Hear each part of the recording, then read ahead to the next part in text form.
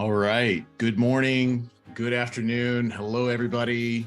Oh, this is great. I see a lot of people filing in. Good morning. Good afternoon. We have a global audience here today. So wherever you're joining us from, good day. I'll say good day to you or good night. I don't know. But anyway, great to see you joining us. We're excited to get going with today's webinar. I'm going to give it about 45 seconds for everybody to file in and get comfortable, and then we will kick off with our content today.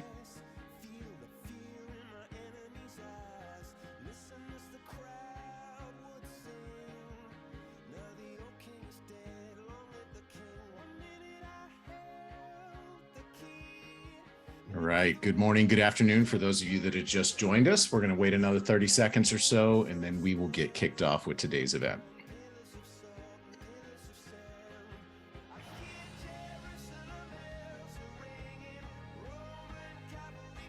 We love to see an active chat. So in so much as you're comfortable, we'd love to know where you're joining us from today. If you want to drop that in the chat, I will start. I am in Dallas, Texas. So if you're comfortable letting us know, drop it in the chat for us. We've got Warsaw, Poland in the Q&A. London, oh, chat is disabled. Thank you. That is a miss on my part. Let me go in and change this.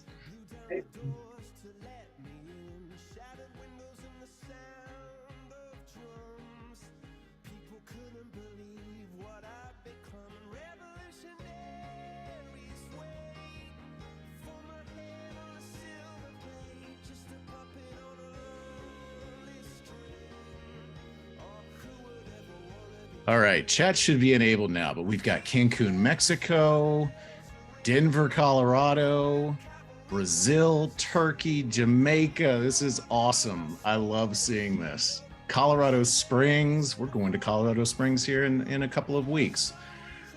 Richmond, Virginia, Dominican Republic. Awesome, awesome. Well, thank you so much. Again, welcome from wherever you are joining us. It is great to see you. Great to have you with us. My name is Josh McCullough with Law Insider. I am going to be extremely brief here. So standard webinar stuff. Electra, are you still seeing my screen? Just want to confirm. Yes. Okay, great. Again, my name is Josh McCullough with Law Insider. We have a great webinar today with a lot of content, some basic kind of webinar 101. Again, it looks like the chat is up and going. Thank you for whoever let me know. We got that fixed. Feel free to engage with us. We'd love to chat with you in the chat. And then the Q&A, we have so much content today. I don't know if we're going to have time for Q&A, but if you have questions, feel free to put them there. And if there's time, we will get to them. With that, we have a special guest today. And without further ado, I'm going to go ahead and hand it over to Electra Japonas, who is going to talk us through today's content on how to standardize and automate your NDA and give us a little bit of the backstory, the history of oneNDA, which is a really exciting open source solution to NDAs. So with that, Electra, welcome. Good afternoon. Thank you for being here and take it away. Thank you, Josh. Thank you for having me. And it's an honor to be here and to be speaking to so many of you today. Thank you all for dialing in. Okay, so before I start talking about how to optimize your NDAs, I will start off by talking a little bit about me. I started off life in Cyprus, which is a small island in the Mediterranean, if you haven't heard of it. And that's where I grew up until I was 18. And then I moved to England to do my degree in law. And then I moved on to do a master's in international business law because you basically couldn't study law in Cyprus when I was growing up there. I think things have changed since then. And when I finished my degree, I went straight into the space industry. So that's where I started off my career. I worked at the European Space Agency, which is like NASA, but less well known. Then from there, I moved through Europe. I lived in Germany for a while, and then I came back to the UK. I lived in the Netherlands. And I worked in various organizations, all in my capacity as a lawyer. But I always had a strong focus on contracts. So I was always in the in-house legal team, but I was more focused on the way that they contracted and commercial contracts more broadly. So after 10 years in various roles, I quite frankly became quite disillusioned by how the whole contract function worked in an in-house environment. And specifically, I felt that there were a lot of opportunities that were being missed with the contract space. And that's because, in my eyes, contracts are there to build relationships between people. They're there to facilitate healthy, boundaried relationships. And they double up as a backstop in case the relationship sours. But that's a secondary function. And I believe that as people who create contracts, we seem to have our end users mixed up quite often. And that's not conducive to the best results when it comes to building out effective contract functions. So when I was in my last role at BAT, I decided that enough was enough, and I wanted to start a business that really focused on creating better contracting functions.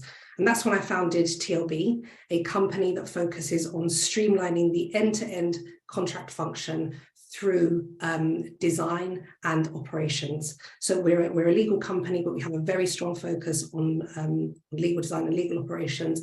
And together we combine that expertise to build out really effective contract functions. And the aim is that by doing this, we enable in-house lawyers to get their time back so they can focus on more strategic work that you studied law to do, but also to leverage your contract function so that it adds true strategic value to your business. So TLB exists because we understand the in-house function and the problems they face. And those are predominantly threefold, the way we see it. So firstly, you want to focus on important strategic work, but you don't have time because you're inundated with often low value, high volume work. You want to bring more efficiency to the way that you operate, but often you lack the time, the headspace, and the expertise to bring in that operational element into the way that you build out your function. And finally, you want to build great relationships with other people in your business. But sometimes it's difficult because your position in the business is such that you are perceived as a bottleneck, or you're not making things move quickly enough. And that's not because you're a lawyer, it's because the process that underpins contracting isn't always as effective as it could be. So what we do at TLB is quite unique because we combine the three necessary elements to enable the creation of a really streamlined, slick contract function. We're legal experts on the one hand, but we're also legal ops focused and legal design led. So on the one hand, we pick up the heavy lifting, we take away all the overflow that really busy in-house legal teams have, but in parallel, we help you streamline the way that you operate through operations, design and technology. And the idea is that while we work with you, we also continuously improve the way that contract functions operate through delivering constant improvements like playbooks, template redesigns, and simplified processes. And we take a design-led, user-centric approach to everything we do to make sure the end users and internal stakeholders are engaged, because that's something that lawyers don't always do when they're offering a service. So the business has been going for about 5.5 years now, and we've been growing steadily. But back in 2020, when the pandemic hit, we were only 3 years old, and the business all of a sudden quadrupled. And that was because of the pandemic. It wasn't good for everybody, but for legal businesses, it actually was quite beneficial. The reason for that was because there were hiring freezes, but legal teams were inundated with really important strategic work, and they didn't want to be bogged down with low value, high volume contracts. Also, they weren't able to hire. So where those contracts were increasing in some industries, we saw grew massively, like the finance industry did grow during the pandemic. They just needed more hands on deck. So they brought TLB in, and we worked tirelessly to grow our team and deliver our services to our clients. So at the end of the year, when we were all absolutely exhausted and confused about the world that we were now living in, we decided to do a deep dive and take stock to understand what we'd done over the course of the year. And what we found was quite staggering. We found out that 63% of the agreements we'd reviewed over the course of the year were NDAs, but that only accounted to 7% of our revenue, which is an astonishing statistic. And it just demonstrates how little value these agreements deliver, not just to the businesses, but also to the companies that rely on these agreements, or use these agreements to generate revenue. It's not beneficial for everybody. And we had to admit it to ourselves. We set up this business to help teams streamline the way they operated and bring a design ops focused lens to the way that they worked. But with the service that we were offering in reviewing NDAs, we were actually part of the problem. We weren't part of the solution. We were perpetuating a broken system. And we didn't like that stat, and we decided that we needed to do something to change it.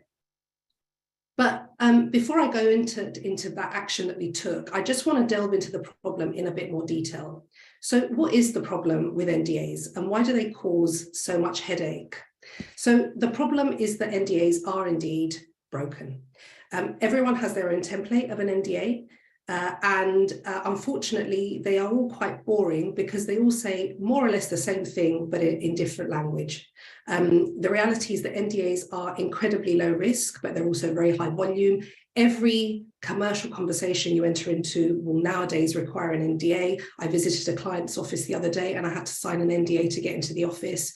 You know, NDAs are now just used so perpetually, they're everywhere. So they create huge volumes of work, but actually there's very little to zero ROI for the amount of time, effort, cost, and pain that they cause. And the impact of this NDA problem is very real, and it has real life implications on businesses today because they slow down commercial dealings, often with NDAs causing huge friction in what could be a simple, straightforward transaction. You know, if you want to enter into a conversation with someone, you may not even be exchanging confidential information, but company policies are such that you're required to enter into a contractual relationship with the other side before you begin those conversations. That can damage relationships. I've been in scenarios myself where deals were killed or relationships irreparably damaged due to nasty NDA negotiations, and they add little to no value because once the main agreement is signed, the NDA naturally falls away and replaced by the confidentiality provisions in that main services agreement that you do end up signing, or whatever it is that you're signing with them. Or if the parties don't go further and enter into any other agreements, the NDA becomes irrelevant and obsolete really soon after you've just spent time negotiating it. And of course, they're there to protect confidential information, but it's very rare that they will be relied on in the future to pursue a claim. And finally, you know, the reality is, as I said earlier, they're very boring to review. And in a world where quiet quitting is quite trendy and it's really difficult to retain staff, do you want large forces of highly educated, qualified people reviewing these agreements that are all quite samey? So NDAs are broken. And what's more, less than 1% of NDAs ever get litigated. And often if they are litigated, they're litigated as part of a bigger litigation, say, for example, in an M&A scenario where confidential information has been breached.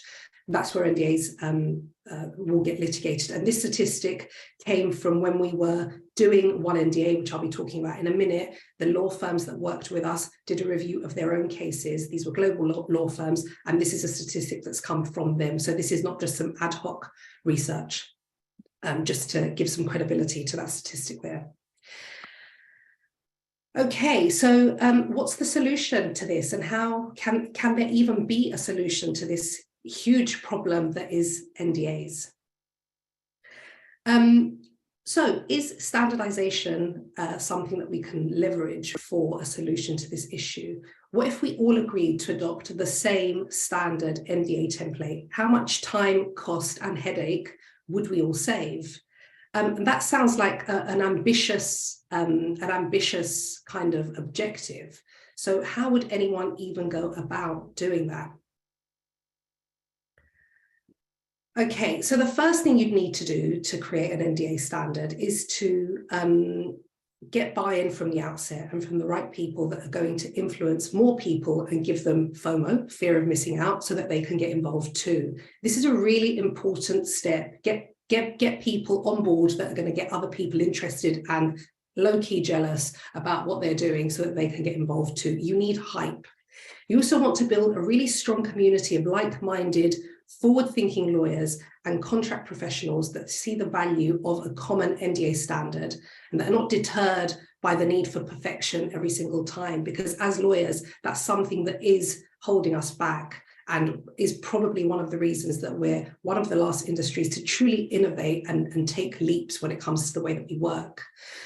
Because lawyers do seek perfection, and often, we don't apply the 80-20 rule, which is problematic because we're trained to think that way. But when you're trying to innovate, you really can't go by the 100% perfection rule, because that will hold you back. So if you can get lawyers involved that agree with that approach, and leverage that expertise to create a really amazing killer template that's open source, looks good, and is easy to understand and free to use, then you can go ahead and create a really amazing product, especially if you have the attitude to listen to your users and then iterate. And that's exactly what we did. So in March 2021, after we'd done this deep dive into all the contracts we'd reviewed and found out the disgusting statistic of 63% of volume equals 7% revenue, I put out this thought on LinkedIn. And I basically said, what if we all just agreed to adopt oneNDA standard? How much time and money would we save? And that post alone went viral. And so oneNDA came to exist. And I will tell you the story of how that happened now. So oneNDA is a crowdsourced, legal community-led, open source initiative to standardize the dreaded non-disclosure agreement. And with input from some of the brightest legal minds in the industry and feedback from a wider community of 1,200 lawyers, we created an NDA standard that's fair, balanced, and written in plain English. And it's also free to use. So if you want to adopt oneNDA today, it's free. There's no cost to it, so you can go ahead and do that. And the reason we did that is because we realized that we wanted to be part of the broader solution, and actually working with individual teams on a case-by-case basis was great. But at an industry level, there was a problem and we wanted to tackle it. So that's what we did. So here's how it went. After I posted on LinkedIn, I had literally tens of messages pouring in from all over the world, from people saying that the oneNDA concept was a great idea and that if I went ahead, they would support me. So I decided to put it to the test, and I went ahead and I created a Squarespace website over a weekend.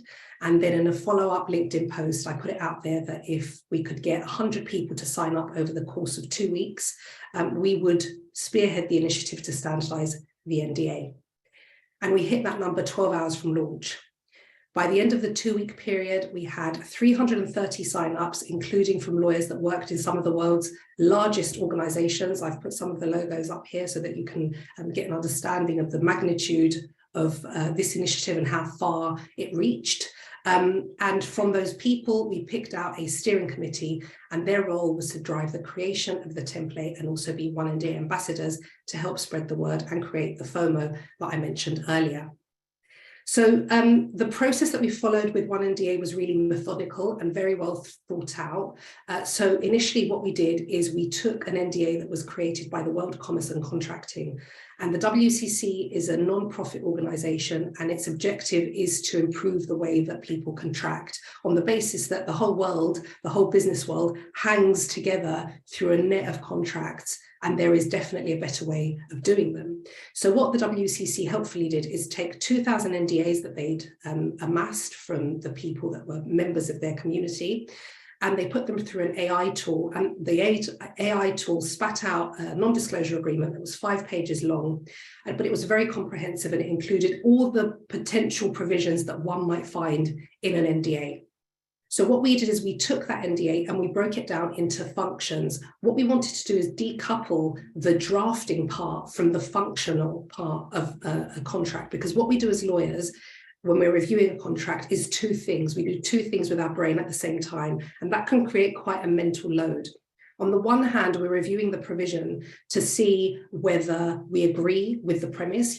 Should you have a penalty clause in an NDA? Probably not. And then on the other hand, we're looking at the drafting to see whether we agree with the way that that provision or that function is being expressed from a language perspective. So what we wanted to do is separate these 2 things to alleviate the load and get people to really assess whether certain functions needed to be in the NDA without getting bogged down with style and ways of using the language. So we did that. And together with the steering committee, we decided what goes in and what stays out. So the original NDA was reduced by about 60%, with only 40% of the provisions making the cut.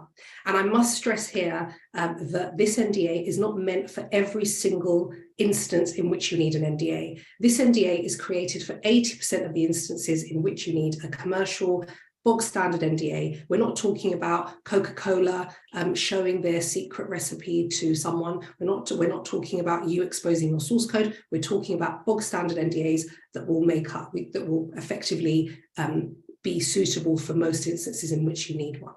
So with that in mind, with that scope in mind, the Steerco went ahead and was quite savage. Actually, it cut it down by over half, and then 40% of the provisions made the cut. And what we did is we then handed these high-level descriptions of those functions to the law firms who were part of the steering committee. We had some amazing law firm names, and we handed it over to them, and we said to them, guys, please go away and draft the language that you think needs to underpin these provisions, and then please send those back to us anonymously. And what we're going to do is give them to the in-house lawyers in the steering committee, and without knowing who drafted them, they won't be biased by your name. They will choose the best language that they think really expresses the provision in the most simple language.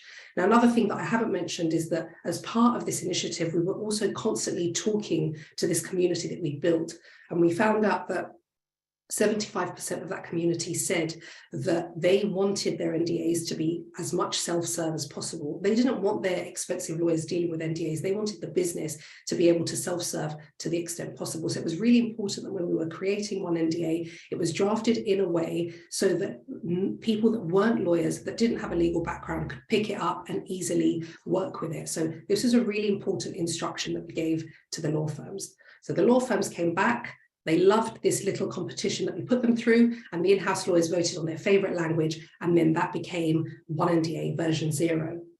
But we realized that the steering committee that was only made up of 60 lawyers, which is quite a big crowd, wasn't big enough to really represent all the sectors that we wanted to represent. So what we did is we took version 0 and we put it back out to our community, and we solicited feedback from 1,200 lawyers. That was the level that had amassed by this time of the project. So we started to get information, get their feedback. People were commenting, and we had a really engaged conversation. It's super interesting to see how, if you take lawyers out of an adversarial environment and ask them to create, how creative they truly can be and how collaborative they can work together. It was astonishing and a true highlight in my career. And so the oneNDA community went ahead, provided the comments. We then took that commentary, put it into the document, and then we issued it again as version 1. So we put version 1 out into the public in August 2021, and the response was phenomenal. So from week 1, we had over 2,000 downloads, and today we have many more than that. And this is just a sneak peek in terms of what it looks like. Feel free to go and have a look at oneNDA, and you can download a version yourself. But this is what it looks like. It looks sleek, it's clean, it's written in plain English, and it's easy for people to understand. And importantly, it's short, because no one wants a 10-page NDA. It's a nightmare when you receive those. So we made sure that it was designed with the user in mind.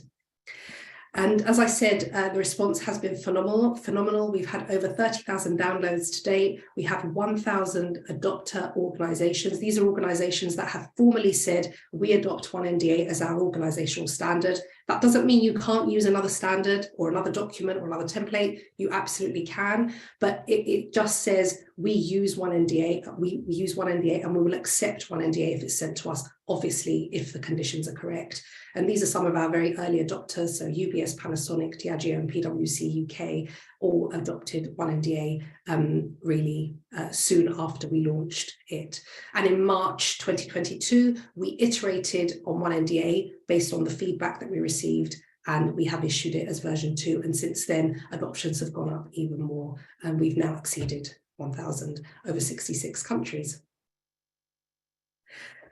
But we need your help, and this is why I'm here today. Our objective is to make oneNDA the most widely used NDA template globally, with a view to save companies time, reduce costs, and save relationships, and to really provide value when it comes to your contract function.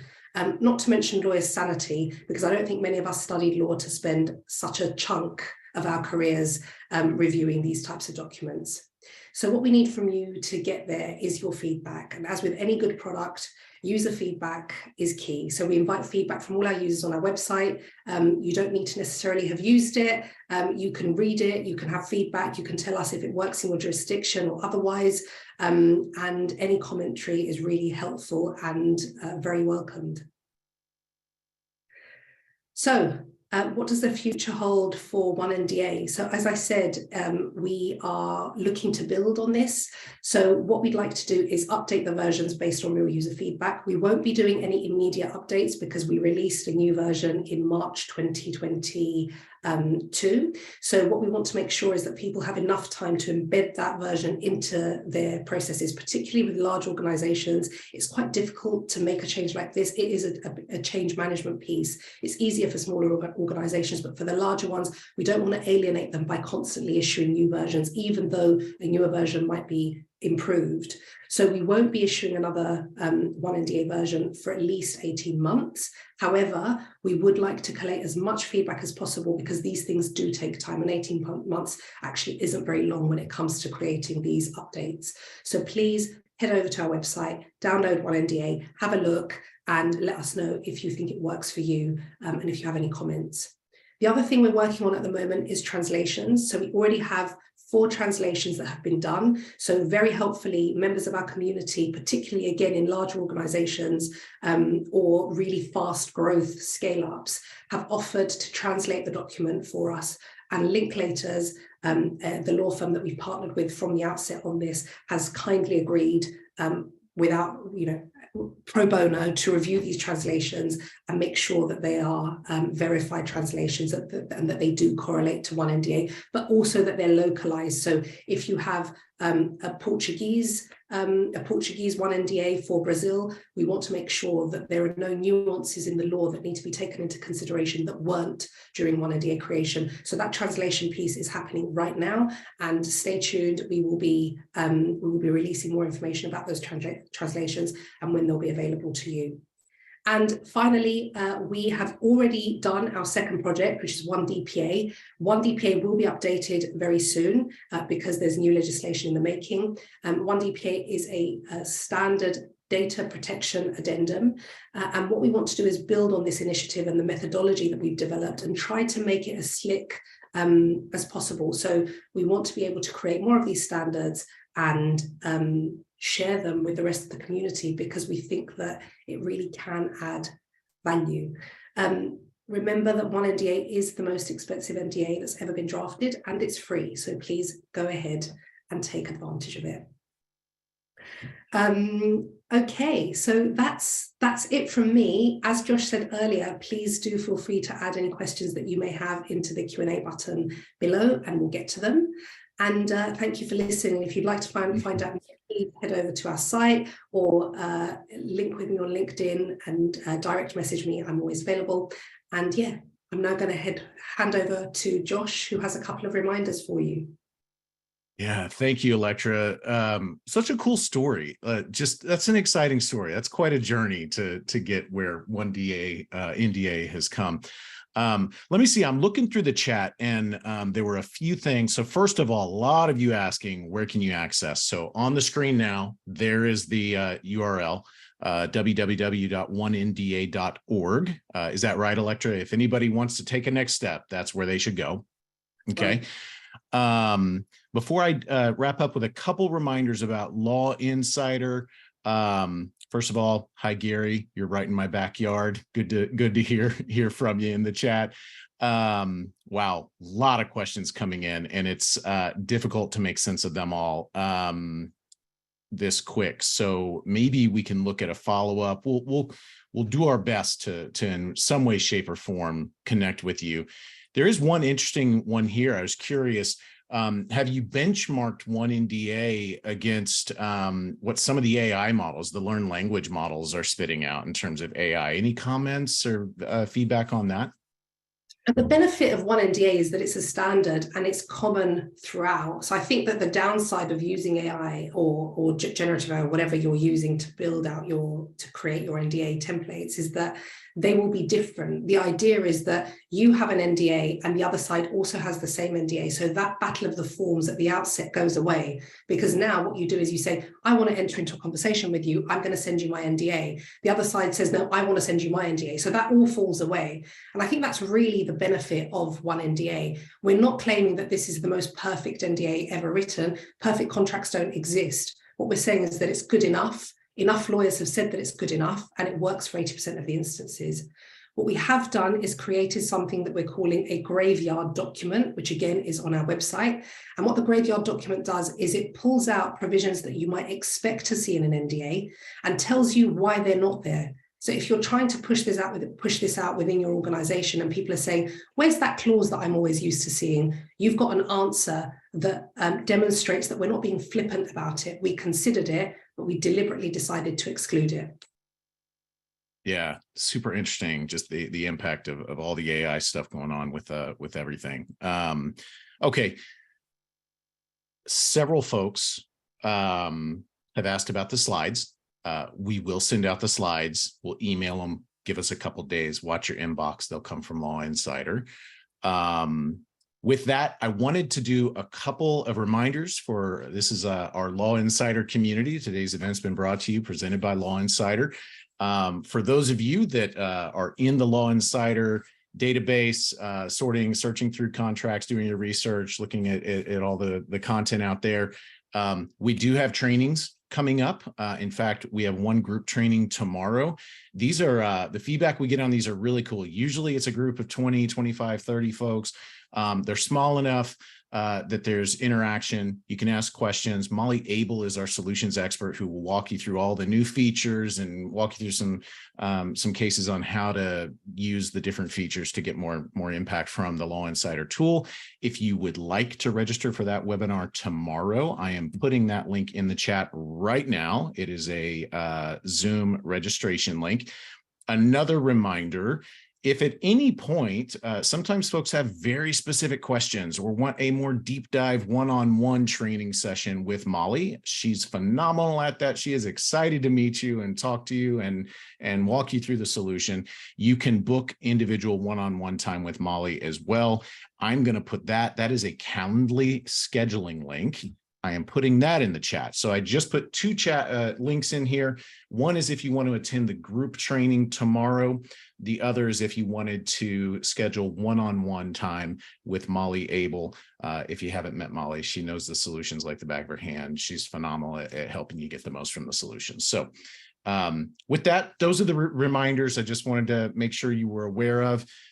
Electra, thank you so much for being with us today. It was super interesting. I'm a bit on my own journey of learning on some of this stuff. And so that was super informative. Really appreciate it. Thank you to everybody that joined us. We had a great crowd here today. Thank you. We look forward to seeing you on the next event. Hope to see you tomorrow in the training. And for everybody, have a phenomenal day wherever you are. And we'll see you next time. Thank you. Thanks.